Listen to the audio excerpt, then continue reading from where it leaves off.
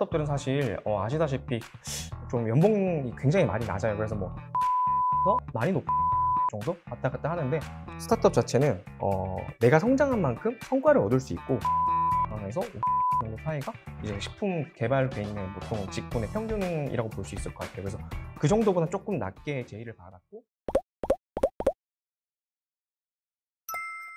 네, 안녕하세요. 경기대학교 외식조리학과를 졸업을 하고 현재는 푸드테크 스타트업에서 제품 개발 업무와 운영 업무를 같이 보고 있고, 16학번이지만 편입을 해서 사실 13학번이라고 보시면 될 것 같습니다. 네, 저희는 테이스트샵이라고 하는 회사고요. 푸드테크와 헬스케어 서비스를 제공하고 있고, 첫 번째는 닥터밀러라고 하는 키토제닉 다이어트, 삼겹살 다이어트로 굉장히 많이 알려져 있는데, 이런 전문 제품을 제공하고 있고, 두 번째는 그림의 빵이라고 하는 저탄수화물 컨셉의 다이어트 빵 베이커리를 지금 온라인에서 운영하고 있습니다.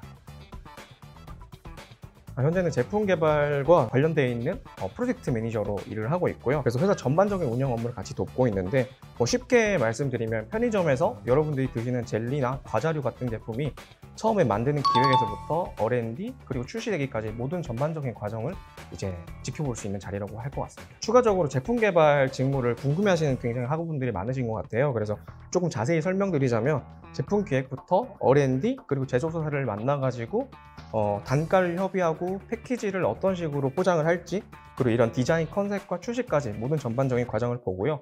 조금 더 확장하자면 어떤 채널에서 어느 가격에 팔지까지 결정하게 되는 업무라고 볼 수 있을 것 같습니다. 그리고 이제 외부 커뮤니케이션 업무가 많다 보니까 경기대 선배님들을 굉장히 많이 만나게 돼 있는데, 이번엔 내년 상반기를 목표로 경기대 선배님이 다니고 계시는 회사와 좀 큰 프로젝트를 준비하고 있습니다. 사실 전공과는 크게 다르지 않다고 생각을 하긴 하는데요. 편입을 한 외부인 입장에서 보면은 경기대학교 외식조리학과 자체는 굉장히 조리 실무보다는 조금 전문적인 외식 경영인으로 양성하는 것 같다고 전 느꼈어요. 그래서 그 방향성에서는 뭐 전공이나 학과 수업 자체가 굉장히 많이 업무에 도움이 되었고, 방향 자체는 일치했던 것 같아요. 그래서 다만 좀 이제 식품공학적이거나 아니면 좀 경영적인 마케팅적인 부분들이 많이 필요하다 보니까, 뭐 이제 식품공학 쪽이나 아니면 바이오융합과 그리고 경영학과 쪽에 있는 강점을 가진 친구들이 좀 곧잘 적응하는 편이긴 합니다.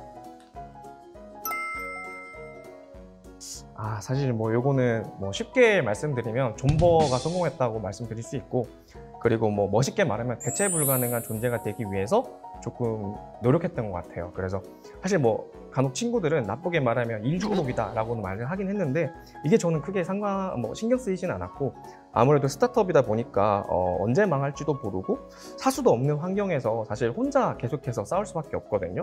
그런 환경에서 뭐 주변 친구들과 비교하기도 되고, 그리고 그럴 때일수록 좀 나를 믿고 좀 이제 내가 어떤 사람인지를 굉장히 집중했던 것 같아요. 그래서 스스로 흔들리지 않게끔, 그래서 업무는 사실 두 번째고, 내가 어떤 사람인지에 대해서 이해하는 것들을 이제 계속 고민했고, 그러다 보니까 후회 없이 실패할 수 있었고, 후회 없이 성공할 수 있었고, 후회 없이 도전할 수 있었는데, 이것들이 계속해서 반복되는 한 3년 동안 꾸준하게 성장할 수 있던 것 덕분인 것 같아요.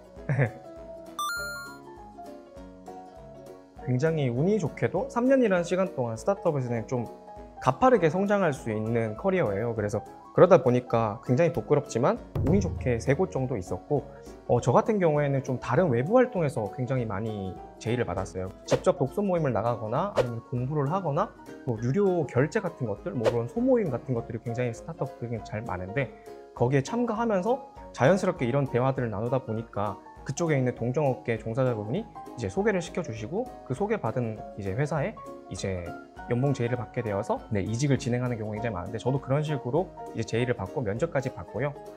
조건 같은 경우에는 스타트업들은 사실 아시다시피 좀 연봉이 굉장히 많이 낮아요. 그래서 뭐 2,400에서 많이 높으면 2,800 정도 왔다 갔다 하는데, 저는 제일 낮은 연봉을 받아서 시작을 먼저 했었고, 그 기간이 한 3년 넘게 지속됐던 것 같아요. 그리고 나서 저는 이제 연봉 제의를 받았을 때 보통 지금 대기업 기준에서는 4,500만 원에서 5천만 원 정도 사이가 이제 식품 개발돼 있는 보통 직군의 평균이라고 볼 수 있을 것 같아요. 그래서 그 정도보다 조금 낮게 제의를 받았고, 근데 지금 회사보다는 높게 받았던, 이렇게.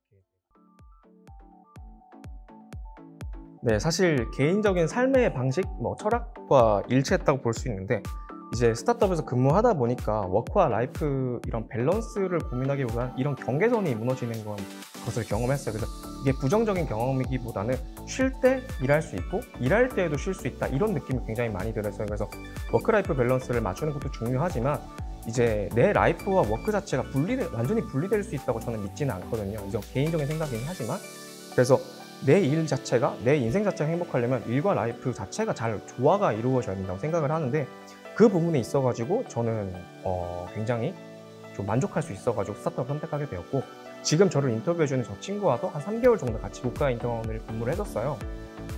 그때가 지금 벌써 한 2년 정도 지났던 것 같은데, 그 기간 자체를 돌이켜보면 너무나 행복했던 시간이었고 너무나 힘든 부분도 많았지만 그때를 잊지 못해서, 그러니까 그때 느꼈던 이 희열을 이제 잊지 못해서 계속해서 스타트업에서 반복해서 업무를 하는 것 같아요. 스타트업 자체는 내가 성장한 만큼 성과를 얻을 수 있고, 그 성과 자체가 뭐 팀장이나 과장들이 가져가고, 뭐 인센티브가 뭐 신입사원은 10%, 과장은 15% 이런 식으로 정해져 있는 룰 자체가 없어요. 그러다 보니까 그 성과 자체가 이제 공정하게 온전히 나의 성과로 이제 받아들여지게 되고, 이제 자기 주도적으로 이제 빨리 성장하는 이 동력 자체가 다른 것 같아요.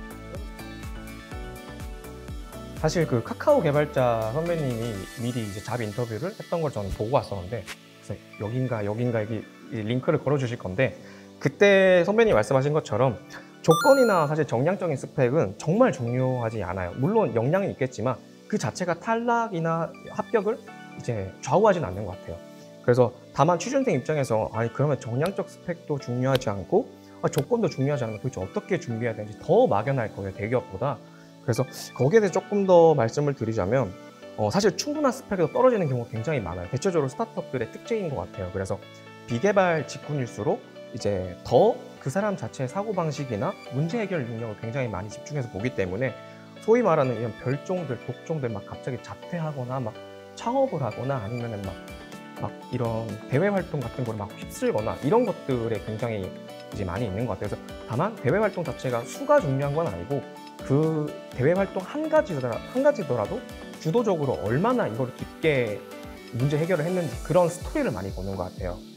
그래서 보통 스타트업을 취업하시는 분들을 위해서 취업 루트가 크게 3가지가 있는데, 첫 번째는 이제 대기업이나 중견기업을 입사를 하고 2년 정도 커리어를 쌓고 스타트업으로 이직하시는 경우가 굉장히 많으시고, 두 번째는 저처럼 학생 연계형 인턴 프로그램이나 아니면 정부 연계형 인턴 프로그램으로 들어가셨다가 정직원으로 되시는 경우가 굉장히 많으시고, 마지막으로는 여러분들처럼 취준생들은 당장 할 수 있는 것들은 자신만의 이제 삶의 컬러가 분명하거나 색깔이 있는 이런 스토리를 갖고 있는 분들인 것 같아요. 그래서 그런 스토리를 갖기 위한 이런 정말 양보다는 질적인 경험들이 굉장히 중요한 것 같습니다.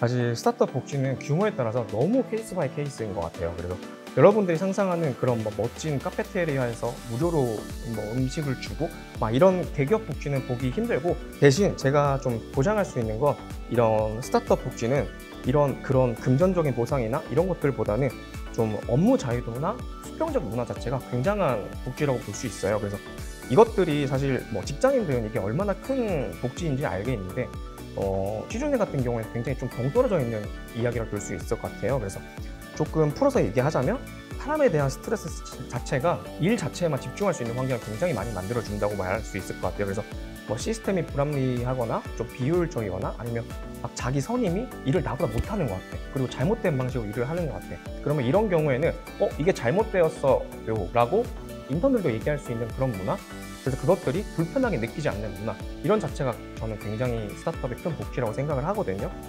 그래서 이런 것들처럼 스타트업 자체는 직원들의 근무 환경이나 근무 프로세스 이런 것들에 관심이 많아서 체감 가능한 복지들이 굉장히 많은 것 같아요. 그래서 뭐 당장 이런 뭐 고가의 의자, 고가의 책상, 그리고 내가 느낄 수 있는 자기 개발과 휴식에 관련되어 있는 유급 지원들, 이런 것들이라고 할 수 있을 것 같아요.